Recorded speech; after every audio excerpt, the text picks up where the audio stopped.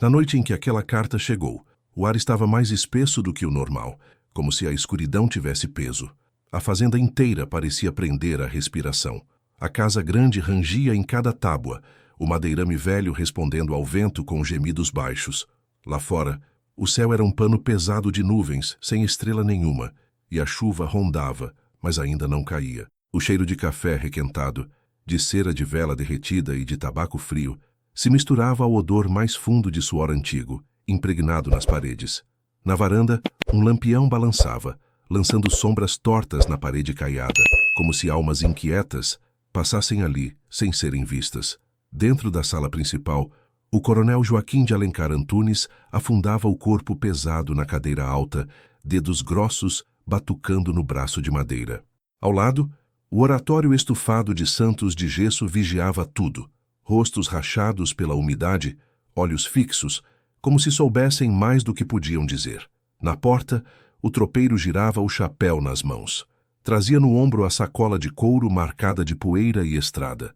Quando enfiou a mão lá dentro, tirou um envelope grosso selado com lacre vermelho e marcado com brasão. O reflexo do lacre brilhou na luz amarela da vela como um ferimento pequeno e arrogante em cima da mesa. "Da corte, coronel", murmurou limpando a garganta. "Dizem que é coisa de princesa. Vem com selo, brasão, tudo certinho." O coronel esticou a mão, pegou o envelope com cuidado, de quem sabe que papel pode valer mais do que sacas de café. O cheiro de cachaça misturado a tabaco escapava de sua respiração. Ele virou o envelope, examinou o brasão. Lá fora, no vão da porta entreaberta, um par de olhos escuros acompanhava tudo. Era Maria das Dores. Para a casa grande, Dorinha. Para a senzala, Dô. Para si mesma, quase nada. Trazia um balde de água na mão, mas o que pesava de verdade vinha pendurado num fio invisível entre o envelope e o seu peito apertado. Não sabia ler, mas já tinha visto aquele brasão em moedas, em papéis colados nas paredes da igreja da vila. Sabia que papel vindo de longe sempre trazia ordem, e ali, ordem quase nunca vinha para aliviar a vida de quem dormia no chão de barro. A lamparina chiou, cuspindo um fio de fumaça preta. O coronel rasgou o lacre com um estalo que ecoou pela casa, desceu o corredor, atravessou a escada e pareceu chegar até a senzala, onde corpos amontoados fingiam dormir. Um silêncio mais fundo cobriu tudo, como se até os grilos tivessem parado para ouvir. Se essa história já mexeu com você, se inscreve e comenta "Eu lembro". A memória só vive quando a gente escolhe não esquecer. O coronel desenrolou o papel. As letras negras alinhadas brilhavam na luz da vela como pequenos bichos de tinta, rastejando no branco. Ele reconhecia poucas palavras, mas sabia farejar o que importava: princesa, lei, projeto, criança nascida de ventre escravo, liberdade futura, registro. As sílabas tropeçavam na língua dele. "Padre Álvaro", chamou impaciente. A voz ricocheteou das paredes e foi bater no quarto abafado onde o padre dormia. O homem apareceu arrumando a batina, cheirando a vinho barato e incenso velho. Pegou a carta com reverência e começou a ler em voz alta. Maria, na porta, inclinou o corpo na direção da voz, pescando cada palavra com o ouvido. Ouviu projeto de lei. Ouviu crianças nascidas depois de tal data. Ouviu liberdade ao atingirem certa idade. Registros obrigatórios de batismo, trato cristão. A princesa recomendava que os grandes proprietários fizessem lista de crianças nascidas de ventre de escrava, anotassem nomes, datas, preparassem transição. Elogiava senhores que colaborassem, prometia reconhecimento, favores, proximidade com a corte. No ouvido do coronel, cada humanitário nisso caridade cristã, transição suave, soava como menos braços, menos lucro, mais gasto. No ouvido de Maria, as palavras se misturavam a imagens. Crianças enroladas em pano fino na senzala, enterradas às pressas atrás do galinheiro, sem nome em nenhum papel. Ela pensou nos filhos que pariu. Um vendido num carro de boi, 2 enterrados em buracos rasos, 2 ainda vivos, dormindo naquela hora em esteiras finas, costelas saltadas. O padre terminou de ler com o queixo erguido, como se tivesse anunciado a palavra de Deus.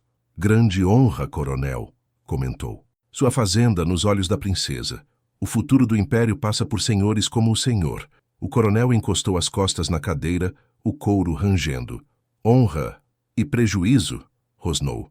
O padre deu um sorriso amarelo. 1 ou 2 gestos. Registrar umas crianças, libertar uns velhos. Fica bem na corte, melhora o nome. O senhor aparece como homem moderno. O coronel pegou a carta, pensou um pouco e, em vez de responder, se levantou. Caminhou até o oratório. Abriu devagar as portinhas de madeira, o cheiro de flor seca e cera subindo. Atrás da imagem de Nossa Senhora havia um espaço escuro, cheio de promessas esquecidas. Enfiou a carta ali, empurrou o papel entre o santo e a parede. Fechou o oratório com um clique seco. Ninguém mexe aqui, declarou. Nem criado nem escravo. Isso é assunto de homem de terra e de princesa. Maria estremeceu. Ninguém, numa vida inteira, já tinham mexido nela de todos os jeitos. Tiraram da terra de origem, separaram de mãe, marcaram com ferro, embarcaram em navio escuro, venderam, revenderam. Agora diziam que ela não podia mexer nem num pedaço de papel que falava de liberdade. Naquela noite, deitada na senzala, ouvindo o coro de respirações pesadas, ela fechou os olhos e viu a carta de novo, mas não mais atrás do santo. No sonho, uma mulher de vestido claro com uma coroa pequena na cabeça estendia o papel para ela, não para o coronel. Esconde, dizia, sem mexer a boca. Maria acordou com o coração disparado e o corpo suado, mesmo com o vento trazendo cheiro de terra molhada. No dia seguinte, a casa grande seguiu o ciclo de sempre. Panela batendo, sinhá reclamando do calor, feitor gritando com escravos na roça. Mas dentro de Maria, alguma coisa já estava deslocada. A carta tinha virado pedra no sapato da consciência. Quando a casa esvaziou por um descuido do destino, coronel na roça com o padre, sinhá trancada no quarto com dor de cabeça, crianças levadas ao rio pelo capataz, a sala ficou quieta. Só o relógio de parede marcava o tempo, tic-tac aflito. Ajoelhada lavando o chão, Maria foi se aproximando do oratório, um pano úmido na mão, o coração quase saindo pela boca. A madeira estava lisa sob seus dedos calejados. Ela abriu devagar a portinha, tentando evitar qualquer rangido. Os olhos de santo a encararam. Um Cristo sangrando, uma virgem séria, um santo de barba carregando um menino no colo. Atrás de Nossa Senhora, dobrada, estava a carta, branca demais, limpa demais para aquele mundo sujo de sangue. O medo subiu pelas costas, mas veio junto uma raiva antiga. Se tiver pecado aqui, que caia em cima de quem escreveu, sussurrou, não de quem segura. Ela puxou o papel com cuidado, escondeu-o sob a blusa bem contra o peito suado, fechou o oratório, ajeitou os santos, passou o pano no chão como se nada tivesse acontecido e saiu, o corpo inteiro vibrando. No quintal, o pé de mangueira ergueu o tronco grosso contra o céu sem sol. As raízes escapavam da terra como serpentes grossas.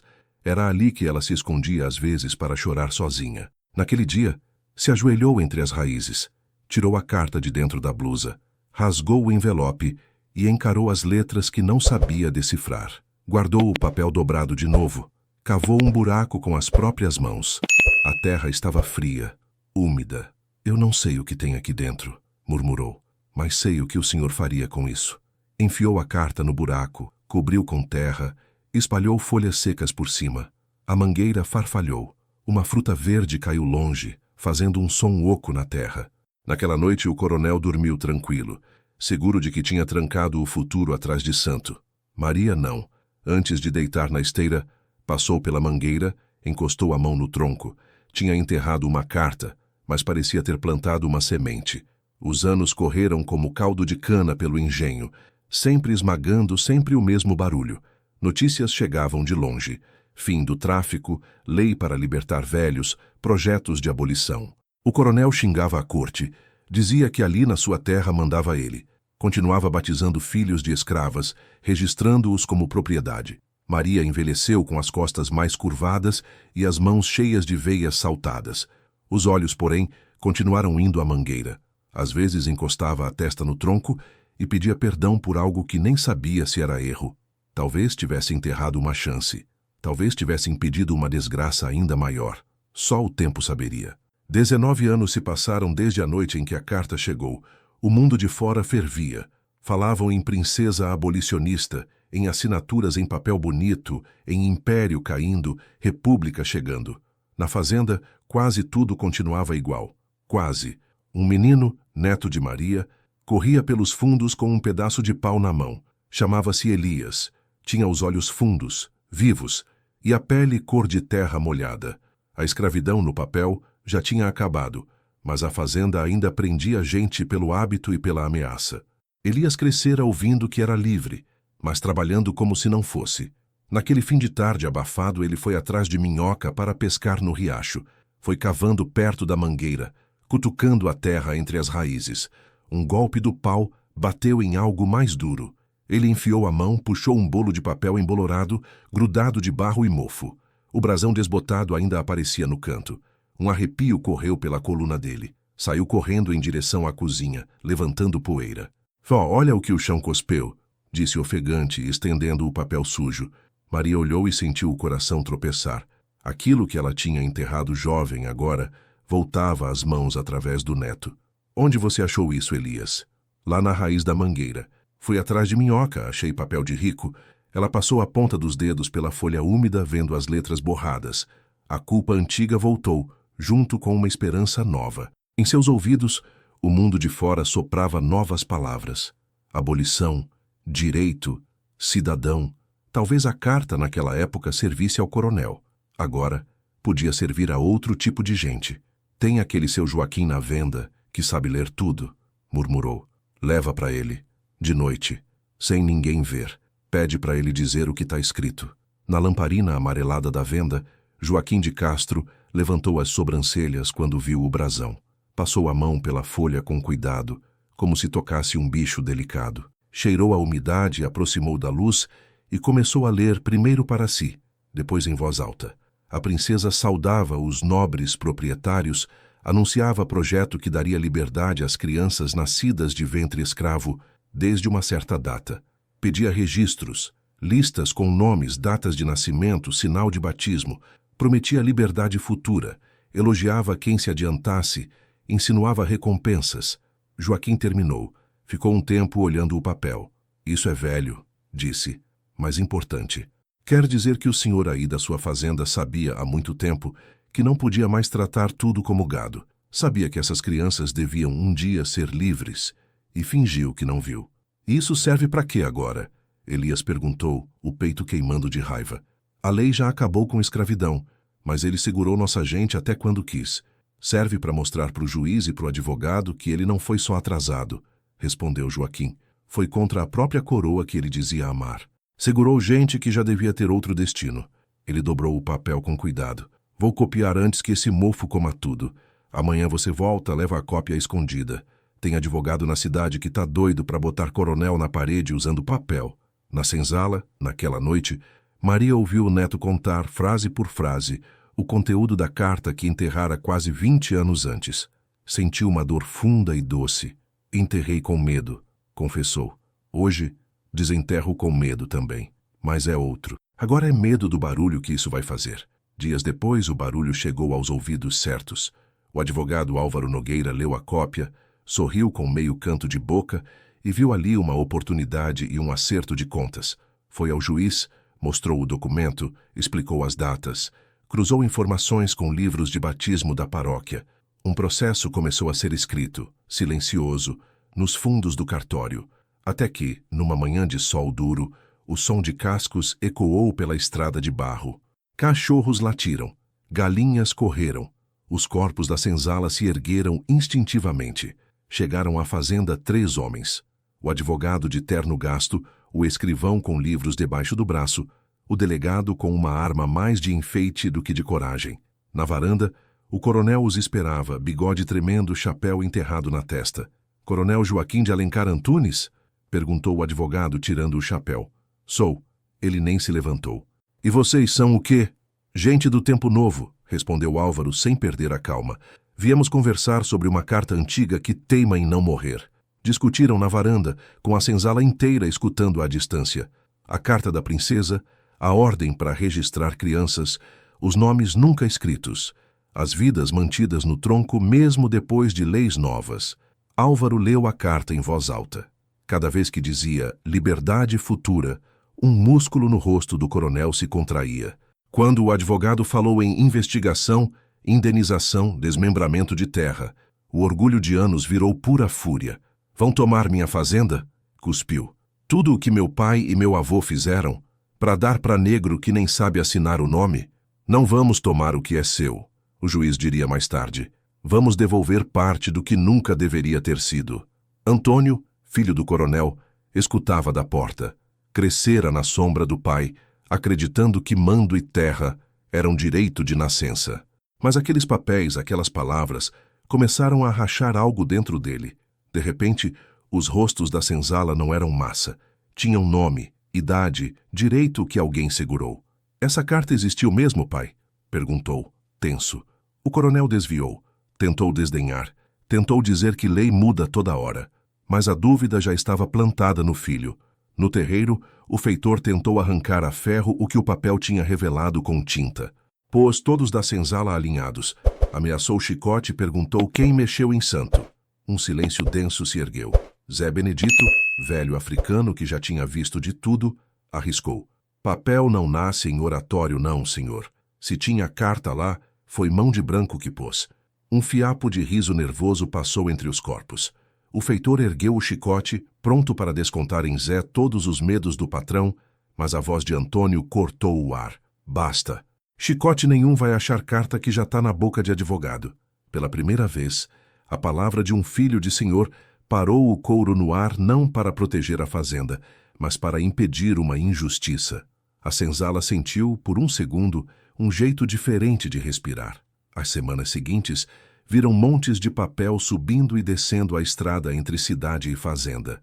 Intimações, perguntas, listas.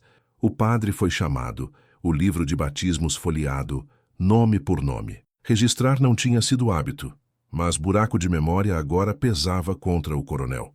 As idas à cidade ficaram mais humilhantes. O jornaleiro gritou uma vez na cara dele na praça. Aí vai o coronel que prendeu o filho de ventre livre. As risadas contidas do povo doeram mais do que qualquer multa. De volta à fazenda, as noites do coronel eram regadas a cachaça e aperto no peito. O médico avisou que o coração não aguentava tanta raiva. Ele riu. Mas, numa madrugada, acordou com dor forte, o quarto girando, a sombra da mangueira atravessando a janela como acusação. Enquanto isso, Antônio escrevia, às escondidas, uma carta ao advogado. Não falava em amor à justiça com palavras bonitas. Dizia, simples, que não queria herdar terra manchada com crime que podia ser corrigido em parte. Perguntava que tipo de reparo era possível. Dividir chão, dar lote, indenizar quem foi segurado à força depois da lei. Quando o juiz voltou à fazenda com decisão pronta, o sol estava escondido atrás de uma nuvem grossa. Eles se reuniram na sala grande, com o oratório calado no canto. O juiz leu. Citou a carta da princesa, citou datas, citou nomes de gente que deveria ter sido livre antes do que foi. Declarou que uma parte da fazenda seria desmembrada e repartida em lotes entre certas famílias. Declarou que o coronel deveria pagar em dinheiro a alguns que foram mantidos em cativeiro além da lei. Isso é roubo, gritou Joaquim levantando de um pulo. Roubo foi antes, corrigiu o juiz. Hoje é acerto. A mão do coronel tremia quando segurou a pena. O sobrenome Antunes, acostumado a assinar compra de gente, deslizava agora num papel que diminuía seu poder. Do lado de fora, o vento soprou forte, balançando a mangueira. 2 mangas maduras caíram, espatifando na terra. Na senzala, a notícia chegou sem grito, mas com um silêncio cheio de olhos marejados. Disseram que tem lista de nome, murmurou Joana. Gente que vai ganhar pedaço de chão. O nosso tá lá, vó, disse Elias, quase sem acreditar. O seu e o meu. Maria levou a mão à boca. Um pedaço de chão com o nome dela. Ela que a vida inteira pisou terra dos outros, sendo tratada como se fosse raiz arrancável. Naquele fim de tarde, foi até a mangueira. Encostou a palma enrugada na casca áspera. Você guardou para mim. Agora devolveu para eles. Sussurrou. Uma manga madura se soltou. Rolou até o pé dela. Maria a pegou, mordeu. O suco escorreu pelo queixo. Tinha gosto agridoce de coisa que chegou tarde, mas ainda em tempo de ser sentida. Os lotes começaram a brotar em volta da antiga fazenda. Cercas baixas, casas de pau a pique levantadas em mutirão, fogueiras acesas em quintais pequenos. O barulho do engenho foi ficando mais raro. O nome Fazenda Antunes começou a ser trocado aos poucos por outro. Como vamos chamar esse pedaço? Elias perguntou à avó, vendo a clareira que um dia seria a casa. Ela olhou para a mangueira, para as ruínas vistas ao longe, para o caminho de terra que vinha da estrada. Memória, respondeu, para ninguém ter coragem de esquecer o preço desse chão. Na placa tosca, escrita com mão firme, lia-se Sítio Memória. O nome pegou, grudou na boca de quem morava ali e de quem vinha de fora. Anos passaram. Maria morreu velha, em uma cama simples, com a janela aberta para o cheiro de terra e comida. Antes de partir, apertou a mão de Elias. A carta serviu, vó, ele disse com a voz embargada. Serviu porque não ficou sozinha. Corrigiu num sopro. Papel sem coragem dorme. Coragem sem papel morre calada.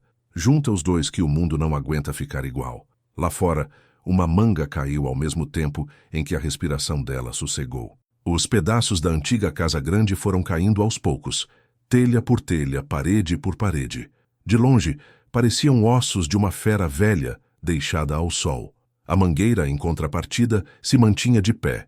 Galhos largos, sombra generosa, raiz profunda. Um professor da cidade soube do caso. Veio ver de perto.